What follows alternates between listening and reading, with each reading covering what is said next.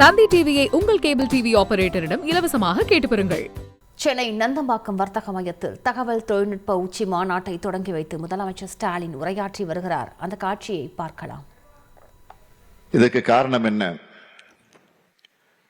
வளர்ச்சி நகரத்துல மட்டும் குவியக்கூடாது.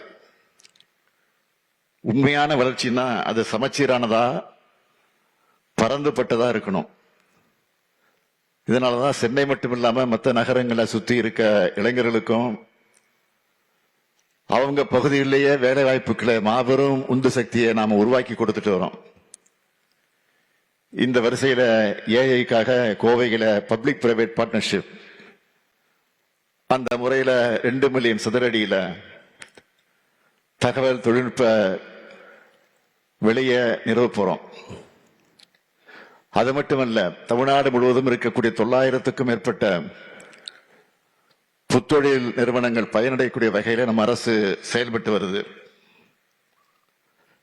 2000க்கும் மேற்பட்ட தொழில் முனைவோர்களுக்கு வழிகாட்டியாக இருக்கிறோம். இதுக்கான தொழில்நுட்ப கொள்கை ஒன்றை உருவாக்க போறோம்னு ஏற்கனவே அறிவிச்சிருக்கிறோம். அதுவும் விரைவில் வெளியிடப்படும். ஐடி துறை வளர மனித வளங்கள் மிக முக்கியம். அதுக்காகத்தான் என்னுடைய கனவு திட்டமான நான் முதல்வன் திட்டத்தை உருவாக்கினேன். வேறு மாநிலத்திலிருந்து இங்க இருக்க பலரும் அதை பத்தி கேள்விப்பட்டிருக்கலாம். தமிழ்நாட்டு இளைஞர்களுக்கு சாஃப்ட் ஸ்கில்ஸ், தொழில் சார்ந்த திறன்களை அளிக்கிறதுல அந்த திட்டம் பெரும் வெற்றி பெற்றிருக்கு.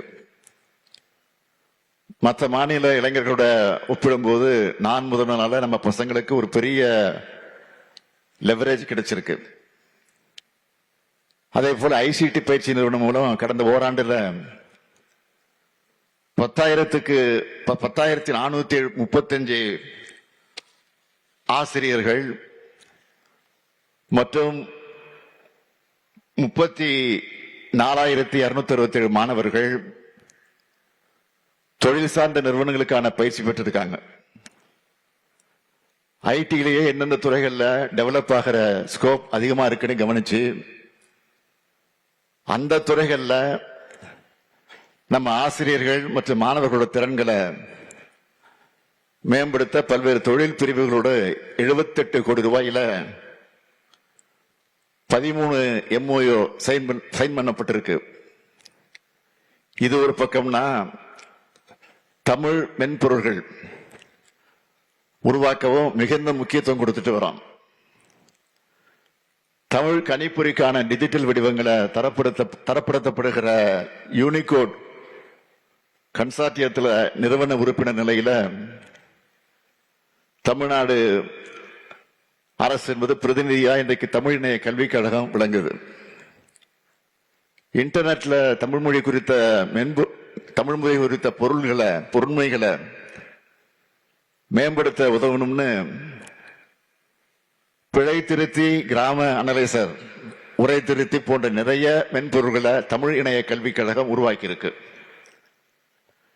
தமிழ் பொருண்மைகள் அடிப்படையில் ஏஐ தொடர்பான முயற்சிகளுக்கு NLP கருவிகளும் உருவாக்கப்பட்டு வருது. இதெல்லாம் பண்ணா மட்டும் போதுமா? இல்ல. அதனாலதான் சைபர் செக்யூரிட்டிக்கும் முக்கியத்துவம் கொடுக்கிறோம். இதுக்காக 2024ஆம் ஆண்டுல சைபர் செக்யூரிட்டி பாலிசி 2.0 வெளியிட்டோம்.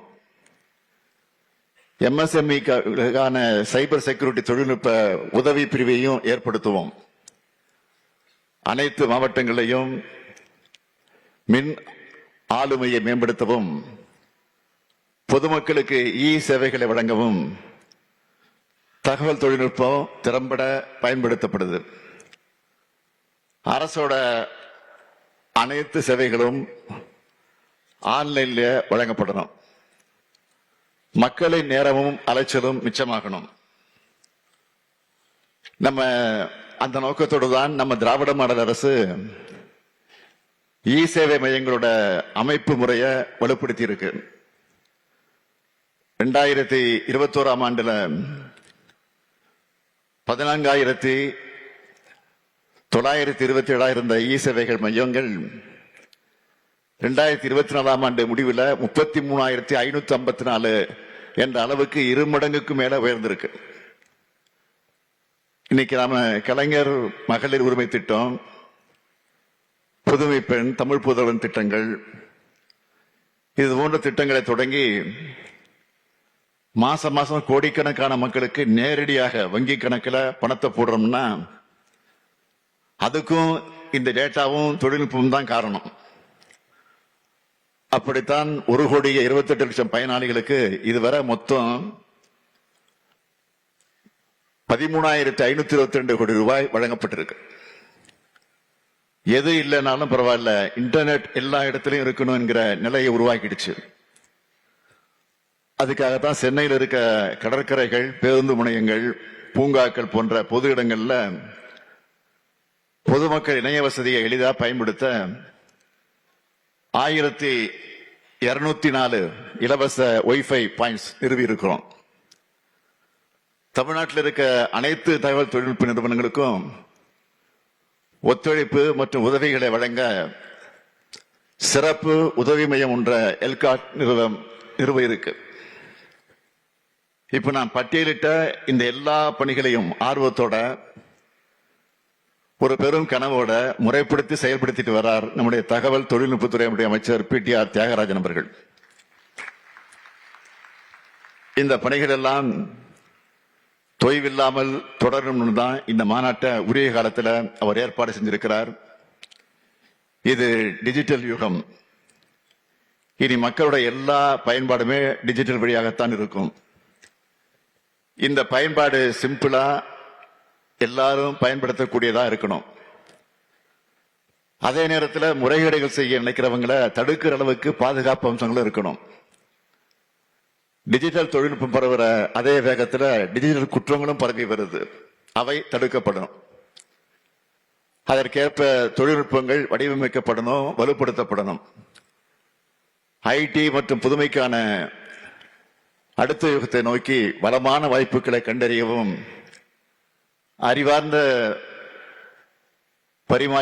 அறிவார்ந்த கருத்துக்களை பரிமாறிக்கவும், கூட்டாண்மை நிறுவனங்களை உருவாக்கவும் இந்த மாநாட்டை இங்கே வந்திருக்கக்கூடிய வல்லுநர்கள் பயன்படுத்திருக்கீங்கன்னு நான் உறுதியாக நம்புகிறேன். ஒளிமயமான டிஜிட்டல் காலத்தில் எதிர்காலத்தை நோக்கி நாட்டையும் உலகையும் வழிநடத்துறதுக்கான நம்மோட ஒருங்கிணைந்த தொலைநோக்கு பார்வைக்கு சான்றா இமேஜன் 2025 திகழட்டும். புதுமை மற்றும் மேன்மையின் உலகளாவிய மையமா தமிழ்நாட்டை நாம் எல்லோரும் சேர்ந்து உருவாக்குவோம். எந்த புதுமை வந்தாலும் அதை முதலில் முயன்று பார்க்கும் மாநிலமா தமிழ்நாடு எப்பவும் இருந்திருக்கு. முன்னை பழமைக்கும் பழமையாய், பின்னை புதுமைக்கும் புதுமையாய் இருப்பது நம்ம தமிழ்நாடு. அந்த வழியில நம்முடைய அனைத்து செயல்பாடுகளும் இருக்கணும்னு சொல்லி இந்த மாநாடு பெரும் வெற்றி பெற வாழ்த்தி, இதை இவ்வளவு சிறப்பாக ஒருங்கிணைச்சிருக்கக்கூடிய நம்முடைய அமைச்சர் PTR அவர்களையும் அவருக்கு துணை நின்ற அரசு அலுவலர்களுக்கும் மீண்டும் ஒரு முறை பாராட்டி விடைபெறுகிறேன். நன்றி, வணக்கம்.